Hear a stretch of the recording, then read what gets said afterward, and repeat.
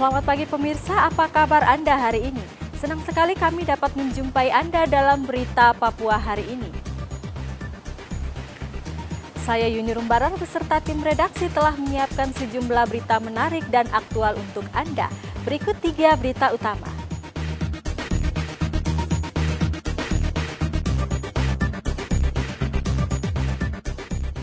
Komplotan pencuri sepeda motor di Merauke ditangkap polisi. 3 sepeda motor curian berhasil disita.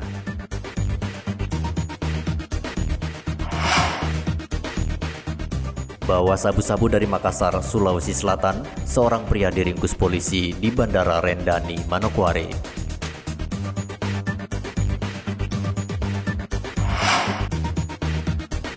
Sejumlah pengusaha langgar instruksi Bupati Merauke soal pembatasan waktu beraktivitas.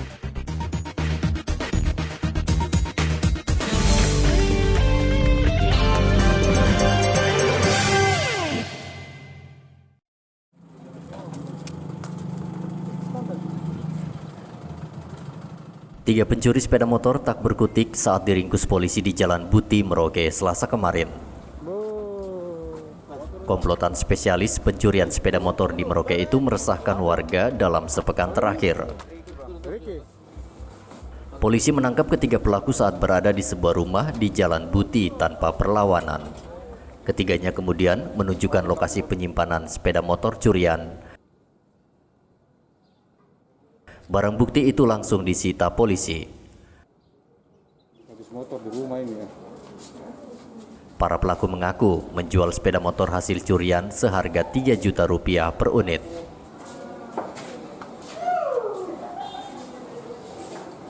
Kamu motor sudah berapa banyak?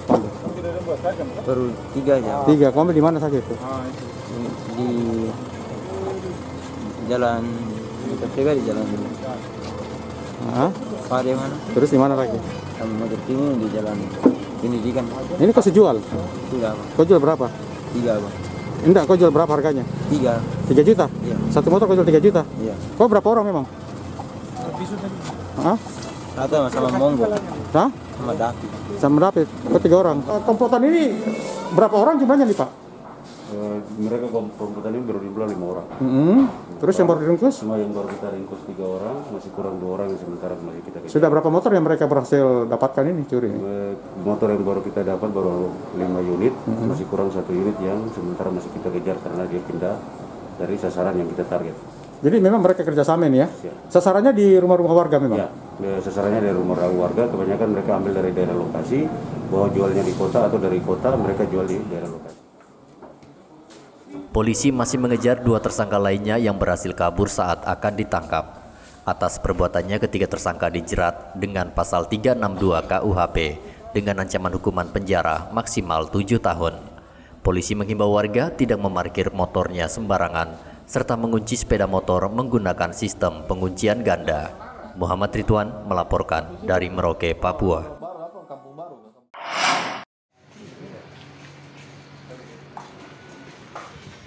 Seorang pria yang baru tiba dari Makassar, Sulawesi Selatan, ditangkap polisi di Bandara Rendani, Manokwari, Senin lalu. TM ditangkap polisi setelah mendapat informasi ada pengiriman sabu-sabu antar provinsi. Polisi langsung menggeledah rumah pelaku dan menyita 75 gram sabu-sabu siap edar yang disimpan di dalam sebuah sandal. Tersangka mengaku mendapat sabu-sabu dari temannya di Makassar. Dan modusnya dimasukkan dalam sendal. Ya, ini pada saat kita lakukan penangkapan dimasukkan dalam sendal. Dan pada saat dilakukan penggeledahan di rumah, kita dapati sendal yang modelnya seperti ini juga. Dan ini juga merupakan modus tersangka untuk membawa narkotika dari Makassar ke Manokwari untuk diedarkan. Ya. Jumlahnya luar biasa juga ini, sekitar 2 ons ya. 75 gram. 2 sendal 75 gram. Ya, 75 gram itu yang sudah terdeteksi ya. Entah yang pertama atau yang kedua kita nggak tahu faktanya, tapi ini yang kita temukan di rumah kosnya. Itu penyampaian dari yang bersangkutan. Tersangka dijerat dengan Undang-Undang Nomor 35 Tahun 2009 dengan ancaman hukuman penjara maksimal 12 tahun. Edi Musahidin melaporkan dari Manokwari, Papua Barat.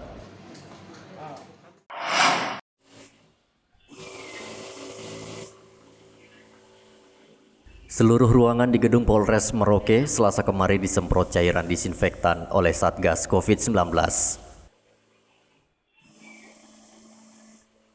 Penyemprotan cairan disinfektan ini karena ada 4 polisi yang dinyatakan positif COVID-19. Keempat polisi yang tak bergejala itu masih menjalani karantina mandiri di rumah. Kepala Urusan Kesehatan Polres Merauke Dr. Rahmadani mengatakan 4 polisi yang tertular COVID-19 saat berinteraksi dengan warga.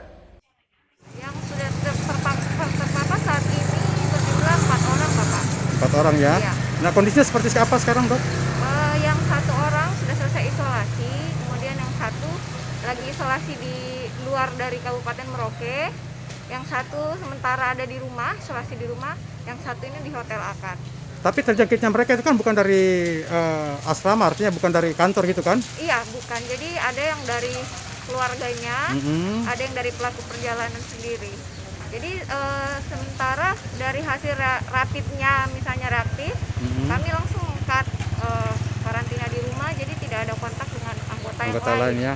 Jadi himbauan kami itu harus menerapkan protokol kesehatan yaitu 3M, tetap menggunakan masker yang direkomendasikan yaitu masker medis, kemudian menjaga jarak dan sering mencuci tangan, terutama pada anggota yang berkontak langsung dengan masyarakat. Polisi diminta menerapkan protokol kesehatan secara disiplin dan ketat saat bertugas maupun berada di rumah. Polisi dinilai sangat rentan terpapar COVID-19 karena sering berinteraksi dengan warga, terutama bagi polisi yang bertugas di kantor Samsat, lalu lintas, dan di bagian pelayanan SIM. Muhammad Ridwan melaporkan dari Merauke, Papua.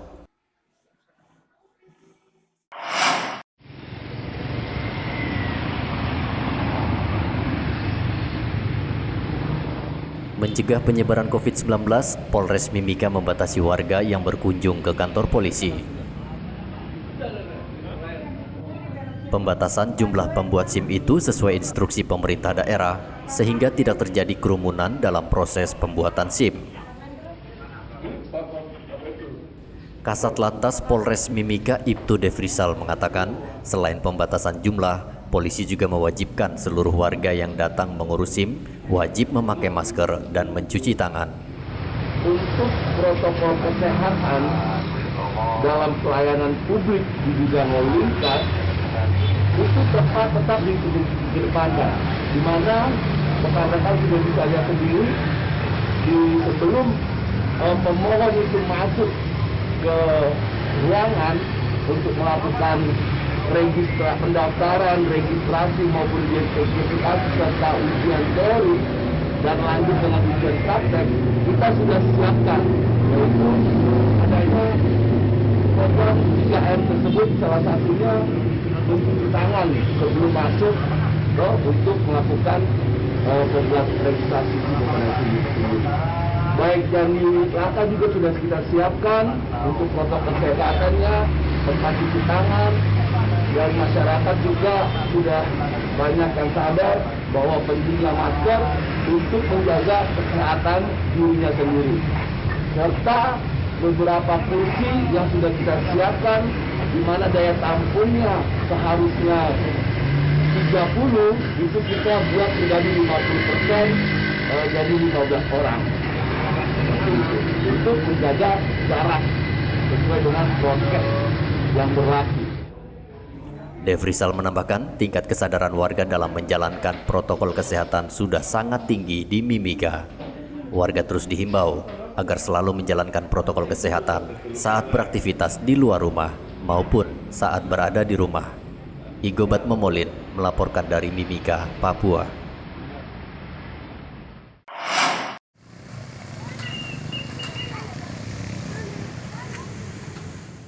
Sejumlah pelaku usaha di Merauke melanggar instruksi Bupati terkait pembatasan aktivitas ekonomi di Merauke.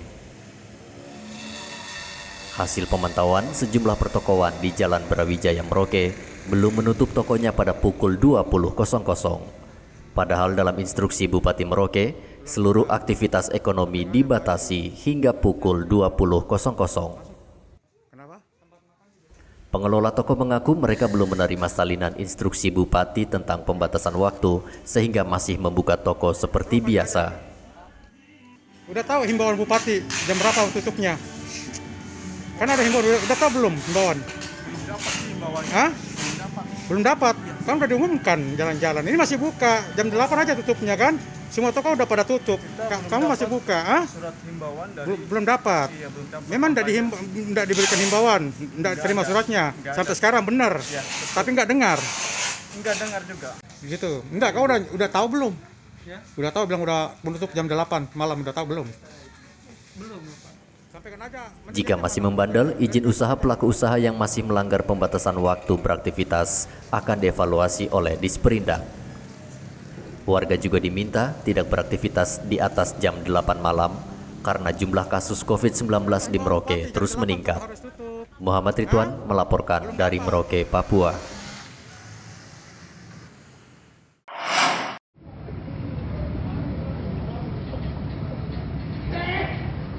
Otoritas Bandara Mimika mewajibkan seluruh penumpang tujuan keluar Provinsi Papua wajib menunjukkan surat hasil tes cepat COVID-19 dengan metode antigen.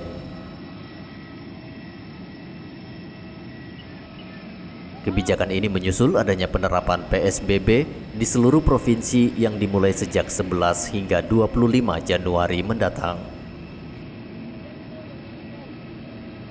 Kepala Kantor UPBU Mimika Syamsuddin Soleman meminta penumpang yang akan berangkat keluar Papua menunjukkan surat bebas tes COVID-19 dengan metode antigen 1 kali 24 jam sebelum keberangkatan.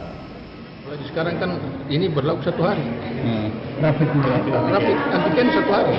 Jadi kalau dia 1 kali 24 jam. Kita sesuai prosedur aja, prosedur utamanya apa yang tercantum dalam aturan yang ada COVID-19 itu. Ya itu salah satunya itu ya social distancing itu harus kita laksanakan. Atau segala sesuatu itu kan bukan masalah petugasnya juga. Yang menggunakan yang penumpang juga harus tahu aturan itu sehingga tidak terjadi tumpang tindih, terjadi masalah di lapangan. Karena makanya tadi harus dari teman-teman pihak wartawan ini perlu banyak juga kasih sosialisasi kepada penumpang bahwa sekarang aturan naik pesawat begini supaya tidak terjadi hal-hal yang tidak kita inginkan di lapangan karena kebanyakan banyak terjadi begitu. Ada juga yang tidak mau direpit, tapi ya ini kan untuk kepentingan orang banyak, kepentingan kita semua, untuk menjaga kesehatan kita semua. Jadi mau tidak mau harus kita laksanakan aturan itu. Soleman menambahkan untuk penerbangan di Papua cukup menunjukkan surat hasil tes cepat COVID-19 dengan metode antibody. Penumpang yang akan berangkat juga diminta mengisi kartu kewaspadaan kesehatan atau EHAK. Dari Mimika, Papua, Igobat Momolin melaporkan.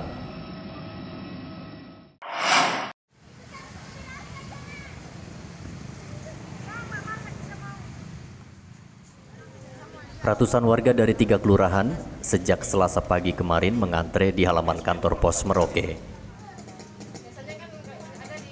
Antrean warga sengaja diatur berjarak dan sesuai protokol kesehatan agar tak menimbulkan kerumunan. Pembagian dana bantuan langsung tunai dari Kemensos yang dimulai sejak tahun lalu itu terus berlanjut hingga tahun 2021. Sebanyak 3.000 warga yang terdampak COVID-19 di 12 distrik mendapat bantuan dana langsung tunai sebesar Rp300.000 per keluarga. Warga mengaku bantuan langsung tunai sangat bermanfaat dalam kehidupan sehari-hari, terutama di masa pandemi COVID-19.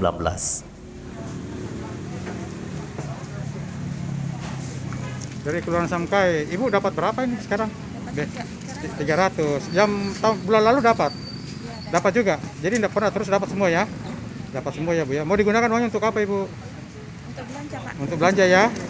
Yang periode lalu Ibu dapat juga dapat. Dapat. Dapat berapa Ibu? 300. 300. Oh, gitu. Sekarang ini Ibu masuk lagi ada nama lagi ya? Ada namanya lagi Bu dapat ya? Iya. Ada Mas. Ya? Ada Mas. Ada ya? Untuk keseluruhan yang wilayah Kabupaten Merauke dari 12 distrik itu untuk saat ini sebanyak 3.369 KBM. Ya. Tadinya yang tahap 9 lalu ada 8 ribuan ya? Kalau yang tahap sebelumnya ya sekitar 8 ribuan. Ini kenapa sampai bisa jatuh sampai 3 ribuan ini Pak Nathan? Untuk kepastiannya sebenarnya kami tidak tahu pasti, cuma dapat informasi katanya masih tahap verifikasi yang sebagian Pak. Oh gitu ya. Ini berapa banyak jumlah yang disiapkan untuk dana pembagian BLT ini? Bagaimana Pak? Berapa jumlah dana yang disiapkan untuk 3.000 sekian ini Pak? Kalau masalah dananya sesuai dengan alokasinya Pak. Alokasinya ya. Ini per orang sekarang dapat berapa? Masih tetap sama, masih 300 ya per orangnya. KPM. Ini akan dibagikan untuk 20 distrik, itu 11 saja? Bagaimana Pak? Untuk berapa distrik untuk semua nih yang 3.000 Untuk sekian? Kabupaten Merauke ada 12 distrik. 12. Bantuan untuk warga terdampak itu adalah kebijakan Presiden Jokowi sejak Juni tahun 2020 lalu. Bantuan dari Kementerian Sosial itu disalurkan melalui kantor pos. Muhammad Ridwan melaporkan dari Merauke, Papua. Informasi tadi sekaligus menutup jumpa kita dalam Berita Papua hari ini. Saya Yuni Rumbarar dan tim redaksi yang bertugas mengucapkan terima kasih atas kebersamaan Anda. Selamat pagi dan sampai jumpa. Wanyambe.